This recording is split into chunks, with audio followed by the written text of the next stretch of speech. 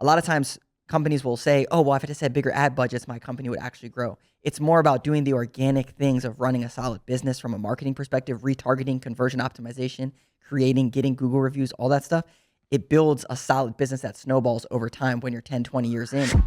Welcome to Masters of Home Service, a podcast by Jobber. Each week we talk to successful home service entrepreneurs and experts in their field to learn how they built their company so we can make your business more profitable and more efficient. We're in Las Vegas at Blue Wire Studios, and today we are talking about retargeting customers and using your list. A lot of business owners have these big lists, right, Phil? And they're not using them. They're just sitting in a closet somewhere, metaphorically. We're gonna get into that. Phil, you are the owner of Flash Consulting. You help clients, service companies specifically, build their businesses through marketing and whatnot, right? Is that right? Yeah, so we partner with local service businesses and we help them increase their sales and keep their schedules full. You got that one-liner down. I like that. That's what we do. Clear. Keep it clear tight. And crisp. I like that. All right, so like I said, a lot of service companies have 1,000, 2,000, even if it's only 500, they have people, 10,000 in their list, in their Jobber database, whatever it is. And they're just more focused on getting a brand new customer over and over and over again, which is more expensive, as we know. And so how do you help people like me retarget their existing customers and mine that? Because there's a lot of money there. Yeah, so when you look at a marketing plan for your business, there are really three parts. There's visibility for your business, so new customers coming in the door.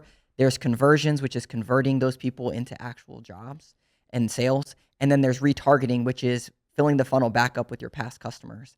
And so when we look at partnering with companies, we're looking at the opportunities for retargeting. So to give you an example, if you do something that has reoccurring jobs like landscaping, carpet cleaning, you have stuff that's natural. But if you do like air duct cleaning or something that's more of a long tail type of service, there's also other opportunities to retarget. But really we're trying to look at what can we do to help come up with a retargeting strategy. Some of the ideas from a retargeting perspective is doing email marketing, doing text message marketing, even mailers, postcard mailers, some opportunities like that. And we can talk about those specific ways, but those are some ways that people can think about retargeting. One other part to this is that, yes, you can retarget your actual customers and even prospect lists, but there's also an opportunity to retarget your referral partners. And we can talk about some strategies for that we've implemented for some companies that we work with. Yeah, let's come back. That's interesting. I want to know more about that. So here's the deal.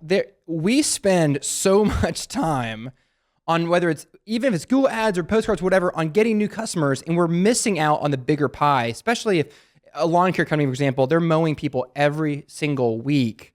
That is a different model than like a plumber company who goes out, maybe replace a water heater. You might not come back for a couple of years.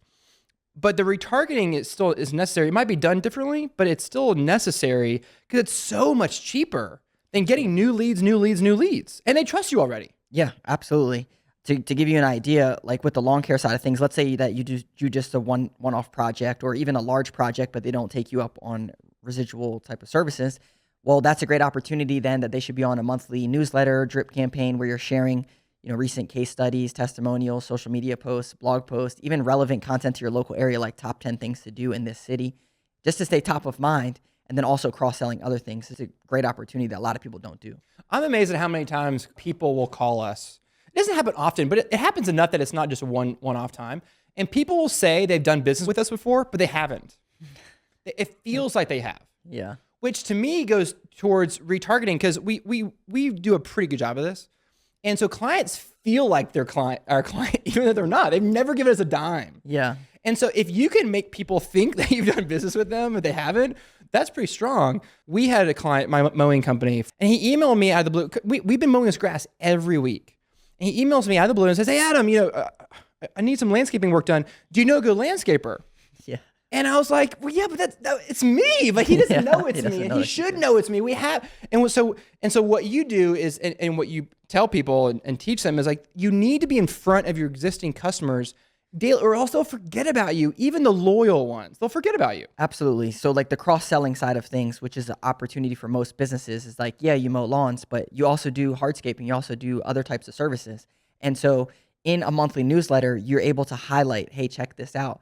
Probably you're already doing it on social media about your recent projects. Why not tie that into a newsletter as well?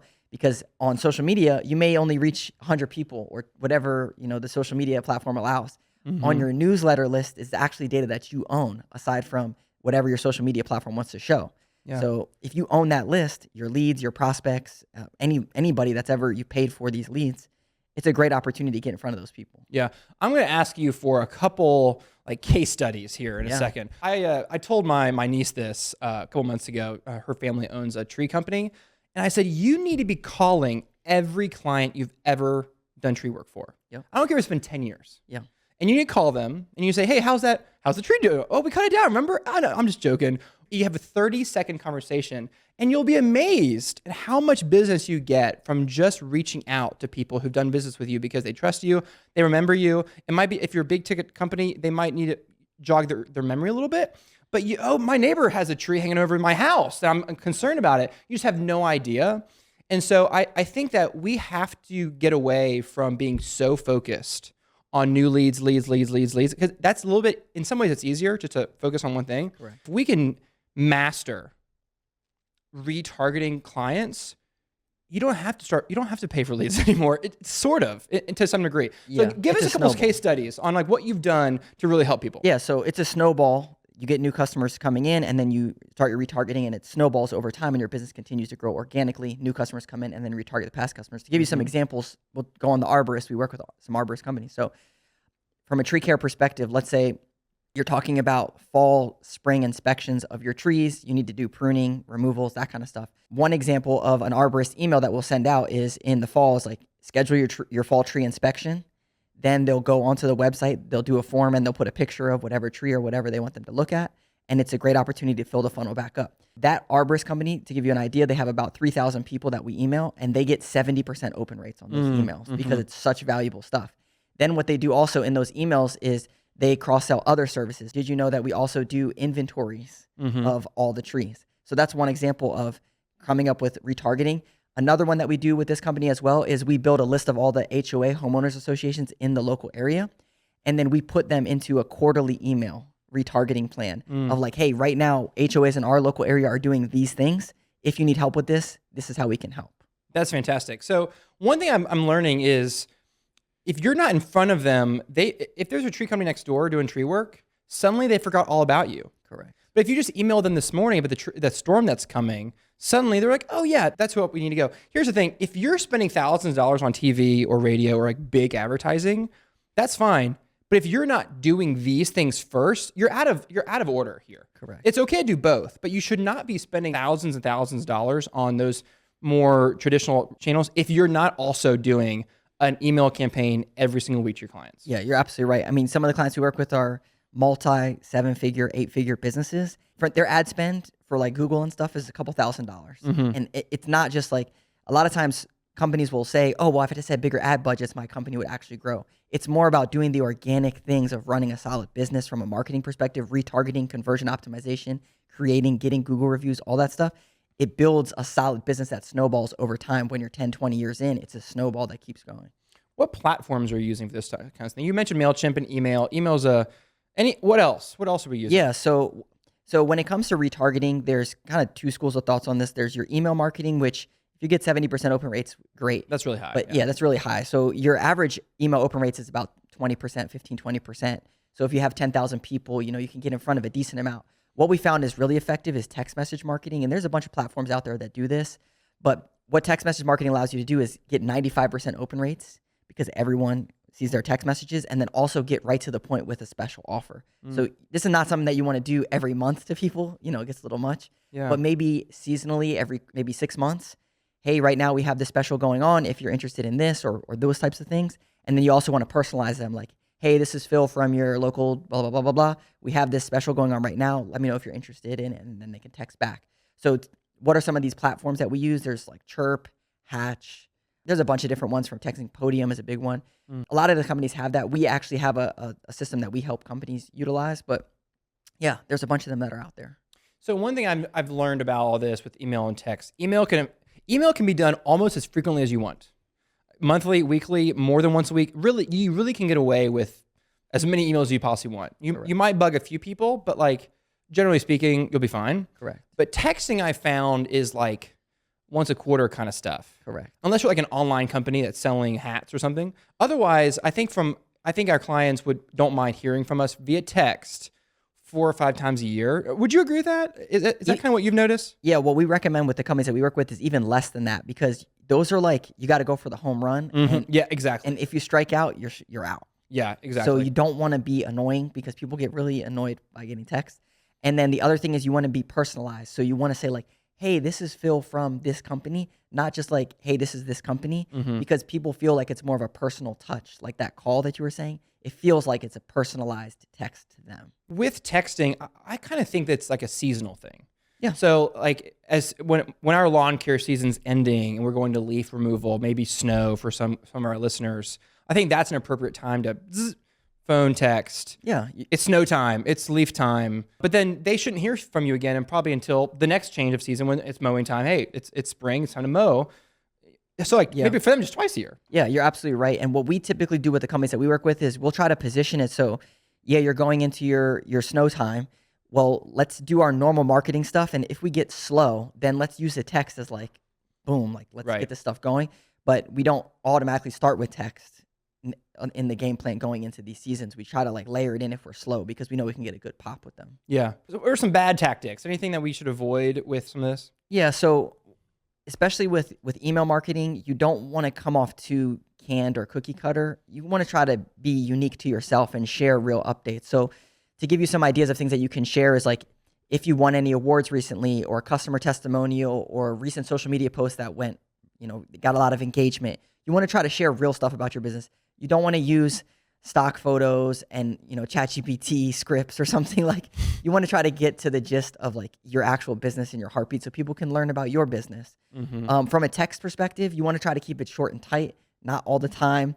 Keep it personalized, but also try to add value as quick as you can in those things. Something that we're introducing is introducing new employees via email, not text, but via email. So a photo of the new employee, we call them team members, and then like a profile. Maybe they like dogs. You'd be amazed. People love that kind of stuff. They want to know who's coming to their house. Exactly. And so what's really happening is you're promoting, you're making your team look good, but it's also secondary. You're going to get business from it. I wrote this email to send out to all of our clients. And what happened, long story short, what happened was I accidentally sent the wrong email. The email it's kind of outdated. It's like, thank you for subscribing to our newsletter.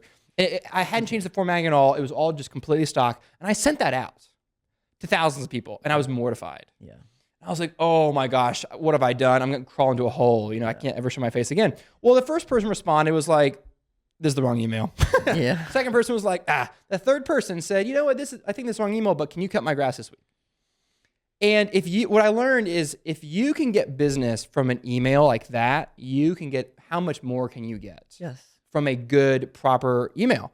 And that was the first time I realized the power of email marketing. Yeah, you're absolutely right. And for the businesses that are out there, those three things that I mentioned before, the visibility, the conversions, and the retargeting, when we partner with companies, when you're going into a visibility and trying to get new customers, and if you're going to work with a marketing company or you're just trying some new stuff, it's going to take you a couple months to even like figure out these platforms and figure out if it's working or not. The conversion side of things is like trying to optimize your website so that you get leads. The retargeting is pretty quick. Like we typically say, like in the first month or two, we can get these things up and running and get them through. And to your point, it's like, even if you don't know what you're sending out, just by being top of mind with them, you're going to get deals out of it. Working with some type of a company that already has stuff that is proven track record, or just even going on YouTube and finding stuff that works, or ask ChatGPT like an email newsletter for this type of company. Like you're already steps ahead, and you're already going to be able to get leads from those things. Yeah. Yeah. I would argue that people don't want to get a newsletter. I think you should rename it something else, but that's a different topic. Email blast. Let's give a shout out to Jobber, Phil. Tell us, what do you like about Jobber? Yeah, so if you're not keeping track of your clients, or you don't have a system or database to put your clients in, Jobber's a great platform where you can upload your customer database, start utilizing the tools for dispatching, and then building a lot of these automations. And so for a lot of businesses that are really looking to take their business to the next level, it's a great platform to get organized and efficient so that you can really scale your business. It's all about organization, because if you don't have a platform like Jobber, then your contacts, and you don't have a list. You just have a bunch of napkins all over the place with people's name and number on it. You need to have a platform like Jobber so that all the data that you need comes in the same way every time, a web form to collect all the data, and then you can organize it the way you want to. You can export all that data out the way you need to, especially for people like you who need data. Hey, give me your Excel spreadsheet. Well, or your sheet from Jobber. Well, I don't have any of that. I don't have anything. It's like, well, I can't help you, right? Exactly. So even if you don't have a single person on your list, you need to start using Jobber today. And in a year from now, you'll have a couple hundred people. Exactly. And it starts today. I agree. Yeah, Jobber's a perfect platform for that. If you want to try out Jobber, then you go to jobber.com/podcast deal. You get an exclusive discount for new subscribers, and it'll make your whole business better, and you'll start building your list so you can start retargeting your clients. So I want to talk about SendJim. Yeah. Because do you guys use SendJim, or do you just know about it? Yeah, so some of the companies that we work with, we tie it in through, an API or something, Okay. and then we'll use SendJim to farm a specific area. Okay, so SendJim is awesome. And basically what it does is a couple of different things. It allows you to like draw a circle on a map. Radius. And just mail just to that radius. Correct. You can also pick, if you're a pool company, you can circle an area in town and then only choose the houses that don't have pools and then mail just to them. Or if you're a fencing company, you can choose the houses that don't have fences yet. It's amazing. Yes. And then there's automations involved. So we had it set up one time where if we do a big job for somebody, maybe it's over $1,000, we send them brownies. And SendJim does all that automatically. Correct. And our client 3 weeks later get brownies from us. And they're like, really? Brownie? That's pretty cool. And so SendJim is a really robust app that is really good for marketing, especially to your existing clients. Yeah, I completely agree. And they also have like a radius bomb where instead of like the old school Clover, put in door hangers, which is not a bad tactic. You can also put a radius bomb, so when you complete a job, then it's going to farm out that area around that neighborhood. That's right. It sends postcards to all the neighbors you just served. That's right. Who saw your van 2 weeks later, then they get the Saw your postcard, yard sign, and all it's this this continuous movement of marketing messaging. Yeah, that's right. For sure. It also, there's a direct integration with Jobber, and so if you close out the job, invoice, there's a couple different triggers. It triggers all these different campaigns. Correct. It's pretty amazing.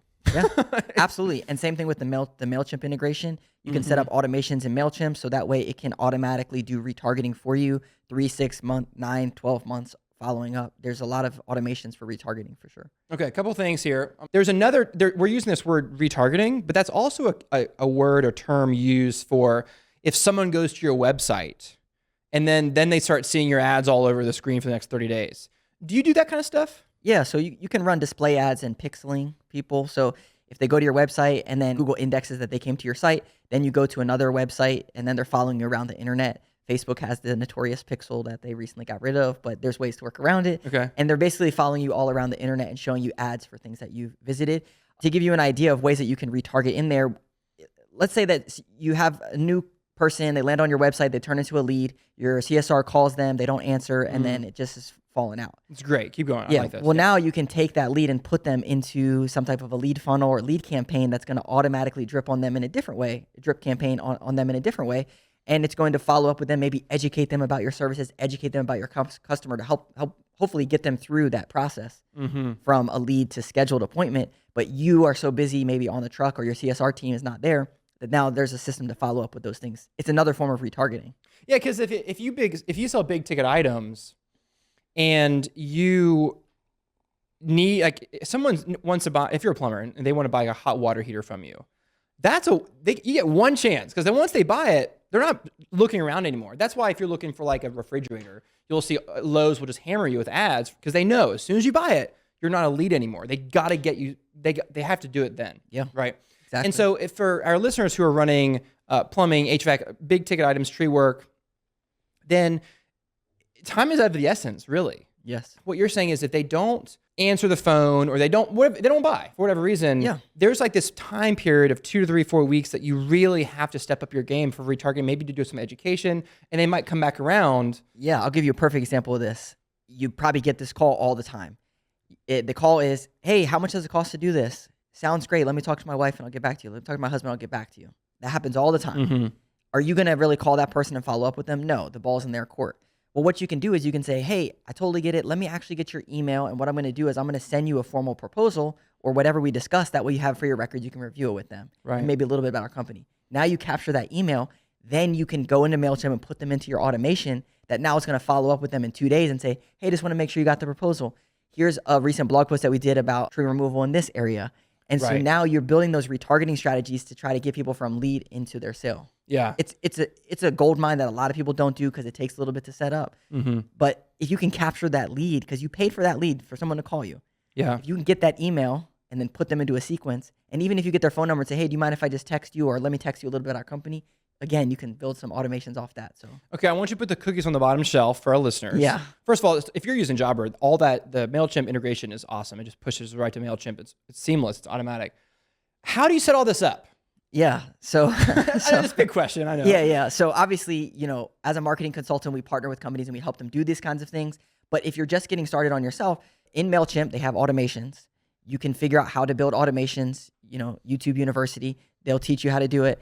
And then once you get your automation built, it's literally just adding that email into MailChimp to run through your automation sequences. Yeah. So you would advise most people to start with MailChimp. Is that a pretty good, maybe a Zapier integration, and then MailChimp, start there basically? Yeah. What we found, MailChimp is pretty much the company that a lot of people use. It's the biggest in the industry. It integrates with QuickBooks, and Intuit recently bought it. So it's a good company. And it integrates with Jobber, which is really nice. So you can kind of plug and play different tools. And that's why you should learn MailChimp, because it's going to integrate with Jobber. You should be using Jobber. So Yeah. How do you set up the retargeting of visitors to your site? How would you do that? Is it more complicated? Yeah. So with pixeling, you got to run ads. Then you got to put a pixel in the back end of your website, and then you have to attach it to your ads for retargeting campaigns. So it's a little more nuanced with how you're going to do that. Yeah. The one thing about that, though, is if you have correct call to actions on your website, like let's say that someone's going to buy a hot water heater and you have the ultimate guide to hot water heaters. You just put in your email and you'll be able to download it, and it's our complete guide. Now you have their email, so now you can build an automation off of that. Gotcha. Yeah, so there's ways to get people's emails off of your website for sure. Give us a few other hacks here. Some other tips that our listeners just have Yeah. no idea. Because on a scale of 1 to 10, you're at a 10 on this knowledge. Yeah, set. You know all this stuff. Most of our listeners are at a 1 or 2. Put the cookies on the bottom shelf Yeah. for us. What else can we be doing? Yeah, I'll give you another one. So let's say that you go to a networking event, you go to a local BNI or chamber, you get some people's business cards and stuff. You can easily go into MailChimp and add their email addresses in there. Now they're on your email newsletter sequence.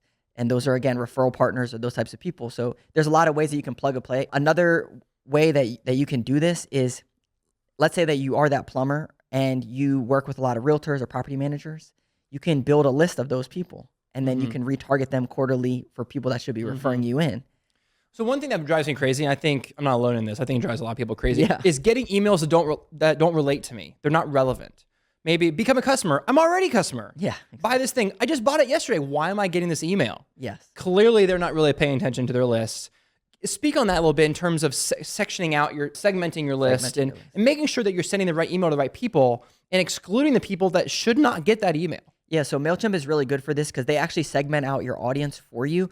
And on MailChimp, they'll actually rate your subscribers based off of if they have 5 stars, 4 stars. They'll show you who's really engaged with your stuff, and then you can segment people out. So in MailChimp, let's say you create an email blast, you can select what segments that you want to send that email specifically to. And so then you can build, okay, this is my prospect list, this is my B2B partner list, this is my current active customer list. And maybe you have a general one that goes to all them, and then maybe you segment them out based off of those different people. It's a really good tool that you can segment your audience off of. Yeah, 100%. I wish there was more. Maybe I just don't know. Maybe there is a way. I found that if I want to segment out my list in MailChimp, some of it's pretty manual. Yes. And it takes some time. But here's the thing. It's worth it because you want to keep your emails and your client list robust, strong, loyal. You don't want to abuse them. And as soon as someone feels like, I just got an email that doesn't pertain to me, unsubscribe. Now, Exactly. And so you don't want to do that. If you can help it, you don't want to do that. You don't want to abuse your clients. You care about them. So it takes a little bit of time to make sure that you send out the right email to the right people. Yeah. But it's worth that time because one, it's basically free anyways. It's your time. And two, you want to respect your list. Yeah, I'll give you a perfect example of this. We work with a moving company.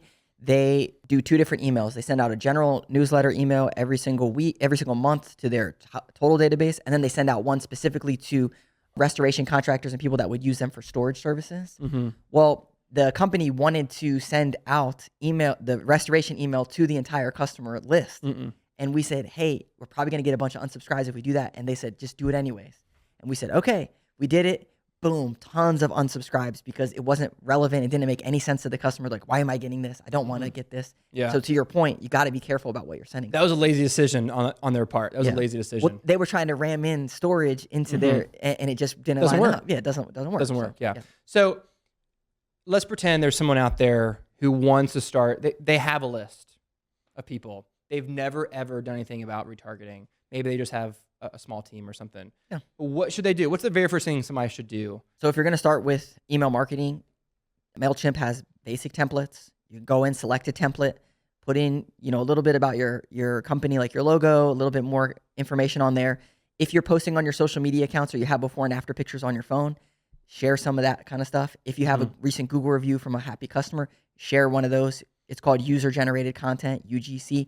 You can pull stuff from your Google business profile that other people have said about you and share that in your newsletter, and then go on Google and type in like top 10 things to do this month in my area, link to that article, just sharing some relevant content. Yeah. And then there are these email subject line testers. Yes. Go to Google, test the subject line, get a good one, plug that in and send it out. Yeah. It's really that easy. It just takes a system to do it, but that's a good system. I really like just short, brief emails. Most of the time, there's a time and place for like a beautiful email. Yeah. I just like the simple, first name merge tag in 3 lines and then a signature. But if I'm doing photos, I like selfies. We get a lot of client selfies. Yeah. Our technicians do them every day. And so we have thousands to choose from. We just pull a couple client selfies, put them in an email, and we say, we did this for them. We fixed their gutter problem. We mowed their grass, whatever. It's great. Any final thoughts on what we're talking about? Yeah. So if you're not doing retargeting for your business, you're missing out on growth opportunities.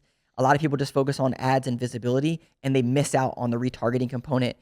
We work with, lots of big companies, and they strongly believe that they've built their company on retargeting their past customers and filling their schedules with customers that already know, like, and trust them. So if you're not doing that, I highly recommend setting that up for your business. It's only going to help you scale and snowball your business so that you're not tied to spending more on ads and just keep increasing your ads budget. Awesome. All right, it was a great conversation. I'm going to summarize this in 3 actionable steps. Number 1 is that retargeting your clients is cheaper than getting new leads. It is. It's every time it's cheaper. So make sure that you're not just focused on getting new leads, but you're reinvesting in your existing clients. It'll pay off for you every time. Number 2 is you own your email list. You do not own social media. And so make sure that you have email addresses and that you're emailing them weekly or bi-weekly or some kind of cadence. Social media is great, but social media changes. Email you own, social media you rent. Number 3 is good old-fashioned call your clients, your past clients. Ask them, how's it going? What's up? And you will be amazed at when the next $5,000 phone call comes in. Phil, any thoughts on that? I completely agree. And you don't want to be at the mercy of the next social media thing or them limiting your reach. And so owning your customer list is crucial. Awesome. Thanks for coming. Appreciate you being on the show. How can people find out more about you and your company? Yeah, so we do free marketing audits for local service businesses. We get on the call for 30 minutes and talk about strategies to help you grow your business, whether you work with us or not. It's a free audit. So if you're looking to scale your business, take it to the next level, go to flashconsulting.com and you can set up a meeting there. Awesome. Sounds good. Thanks for being here. Yeah, thanks for having me, Jobber. And thank you for listening. You need to go retarget your clients. I hope that you learned something today that will help you make your business more efficient and more profitable. I'm your host, Adam Sylvester. You can find me at adamsylvester.com. Remember, your clients and your team deserve your very best. Go give it to them.